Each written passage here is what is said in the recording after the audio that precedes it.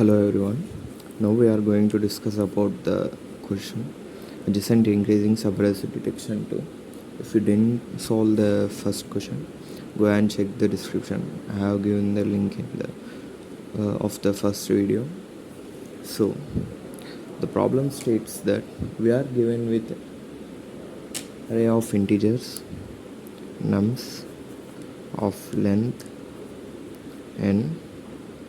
So now we need to find the element k in k.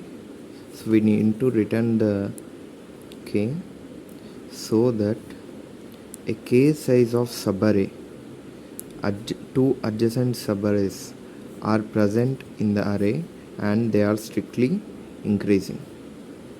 So let us take an example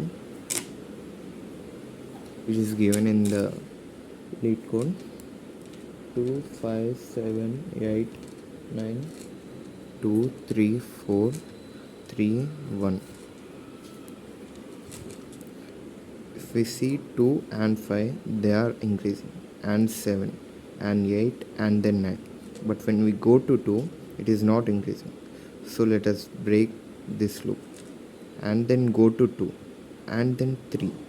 They both are increasing, and then 4, and when we compare 4 with 3, they are not increasing. So break this loop and then 3. Then 1 is not increasing with respect to 3, so break the loop here. So we are having 4 subarrays which are strictly increasing. 3 and 1 are also increasing. 1 or 2 or any subarray which has only one element is strictly increasing because we don't have any other element to compare with. So here the size of this subarray is 5, and here the size of the subarray is 3. Here 1 and here 1. If we see 4 and 3 are subarrays which are strictly increasing, and 3 and 1 are also increasing subarrays, but the size of these subarrays is 1, and here 3. Here 2 5 7 8 9 are also increasing, and 2 3 4 is also increasing. If we consider only these three elements 7 8 9 with respect to 2 3 4, these both subarrays are adjacent and strictly increasing. So here the maximum count of these subarrays is 3, but whereas here is 1. When we compare 4 with 4 subarray 4 and 3, we also get 1. But if we compare again 2 5 as a subarray and 7 8 as another subarray, we get count 2 here. But if we see all the subarrays, the maximum count we get is 3.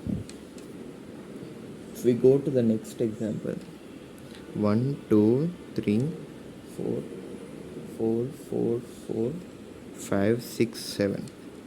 Here we have 1 to 2 is increasing, and 3 increasing, and 4. But when we go to another 4, it is not increasing because they said the subarray should be strictly increasing. So 4 and 4 are both equal, so we cannot say that they both are increasing. So, and then 4 and 4, they both are not increasing, so break the loop. 4 and 4, they are not strictly increasing, so break the loop. And 4, then 5, then 6, and then 7, these 4 are strictly increasing. This is a subarray, and this is the another subarray, this is the another subarray, and this is another subarray. If we compare this subarray with this subarray, we get the maximum count k as 1. And if we compare this both subarrays, we get 1. If we compare this both, we get 1. But if we compare the subarray or split this subarray into 2, we get the count of 2. We get the count of 2, and these two subarrays are strictly increasing. So the maximum count here is 2 compared to ones. And if we compare this with the another two subarrays, in 4 5 6 7, these two are also strictly increasing. So the size of these two subarrays is 2, and these two subarrays are adjacent. So we need to be remember the point that they should be adjacent and strictly increasing, and also the count of the size should be maximum.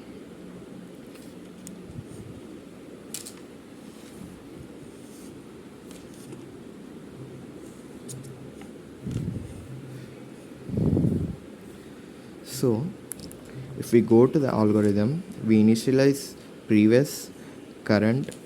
So previous is for the previous subarray size, and current is for the current subarray which is strictly increasing. They both are adjacent subarrays, and also we initialize maximum count which we need to return as 1. So if we take 9, 8, 7 as an array, we have 9 as a subarray, 8 as a subarray, and 7 as a subarray. They all have the count or size as 1. So there will be no array which doesn't have maximum count less than 1. So every array will be having maximum count or k as 1. So we are initializing maximum count as 1. Then we need to iterate the array from index is equal to 1 to n. So while index is less than n, now if the number at the current index is greater than the number at the previous index, we increment the count. So nums of index is greater than nums of index minus 1, then we increment the current. If it is not possible, if it is breaking the loop, then we make previous is equal to current and current is equal to 1, as the current will be coming from 1 here. The count will be 5, and then we will be starting from 1 here. And then we need to check two constraints here. If previous is equal to current, for example, if we have 1 2 3 1 2 5 4 5 6, here the previous is 3 and current is 3. These both are having the same count of previous and current, so we can make sure that 3 is the maximum count. So maximum count is equal to maximum of maximum count comma current. You can also place previous here, or else if we have previous is not equal to current, then we need to check two constraints here. If we have 6 as the previous and 14 as the current, if we take minimum from these two, we have 6 here, we get 6 as the maximum count. But if we split the 14 as 2, we get 7 and 7, then we get a subarray which is greater than the size of 6. So 7 will be the maximum count here. So we need to again consider the maximum of current by 2 comma previous by 2. So I am again initializing max c is equal to maximum of a comma b, and then maximum count is equal to maximum of maximum count comma maxi, and then index increment the index. After this while loop, we can return the maximum count. Thank you.